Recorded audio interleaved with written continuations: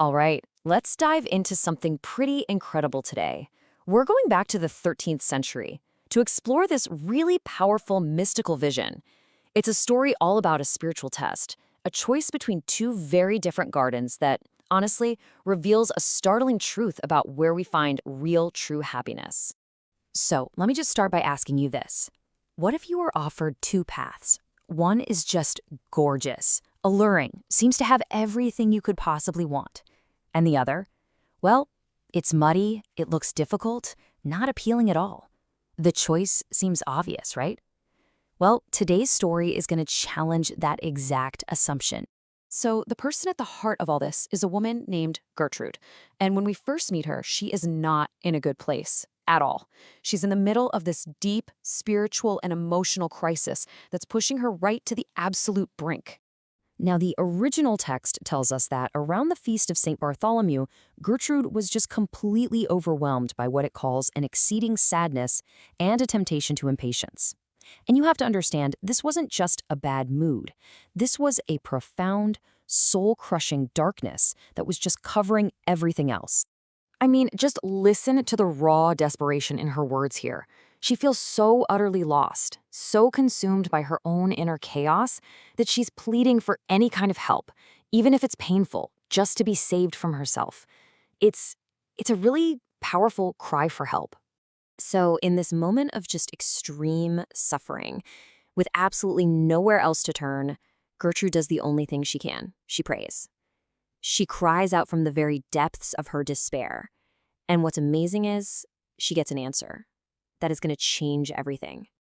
And her plea is answered. But, and this is the key part, it's not with some simple comfort or an easy fix. No, instead, her entire world is transformed by a vision, a kind of divine test, really, designed to show her a truth she just couldn't see on her own. Okay, so this is the heart of her experience. This is what it all comes down to. In this vision, Gertrude is shown two gardens, two totally different paths, and she has to make a choice that's going to define absolutely everything. Okay, so picture this. On one side, you have a garden that looks like paradise, right? It's filled with all these beautiful flowers. There's a little stream of honey flowing through it, although interestingly, it's surrounded by sharp thorns. Then on the other side, you have this small plot of land that's basically just mire and dirt. It's got a little bit of greenery, a few plain, common flowers.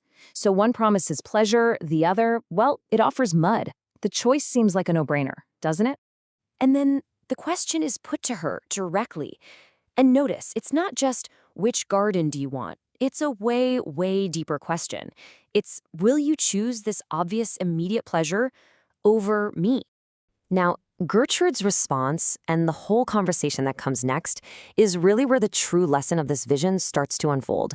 It's all about learning to see beyond the surface, beyond the obvious. And her answer is just, boom, it's immediate, it's absolute. She sees that beautiful garden for exactly what it is, a fearful illusion. She gets it instantly, that the most attractive option might actually be a trap, hiding a real evil underneath that pretty surface. So what exactly was this illusion? Well, the vision explains that the flower-filled garden stood for a life of superficial goodness. You know, having the reputation of being holy, enjoying all the pleasures of life, but ultimately being totally disconnected from what truly matters. It's all about looking good without actually being good.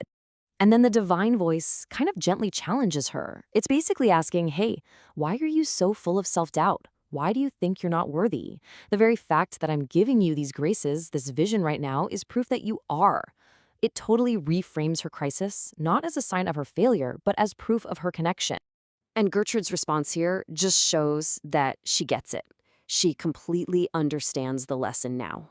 By rejecting that garden of flowers, she's also rejecting her own will, her own desire for what's easy. She's choosing the muddy, difficult path because she knows it's the path of truth. So after she makes this incredibly difficult choice, and she fully gets what it all means, Gertrude's whole experience shifts. It stops being a test, and it turns into a reward. So having turned away from that illusion, she just lets go of everything, not just earthly pleasure, but even the idea of heavenly pleasure for her own sake. She just throws herself completely into the divine. And in that one act of total surrender, she receives something absolutely incredible, a taste of a life-giving draft. The text describes this experience with just 2 words: infinite sweetness. Now, this isn't that fleeting, cheap sweetness of a honey stream in some fake garden. No, this is something profound, something real, and something eternal. And this experience was just transformative. It was more healing than any medicine. It gave her this unshakable sense of connection. It healed the very spiritual weakness that sent her into crisis in the first place, and it completely rewired her desires. From then on, she was actually inspired to choose genuine difficulty over false pleasure. And that brings us right back to the beginning, and right back to us. Gertrude's story is such a powerful parable. It really forces us to ask ourselves, what are our gardens of flowers? What are the beautiful, easy, alluring things in our own lives that might just be distracting us from a deeper, maybe muddier, but ultimately much more real and rewarding truth? It's definitely a question worth sitting with.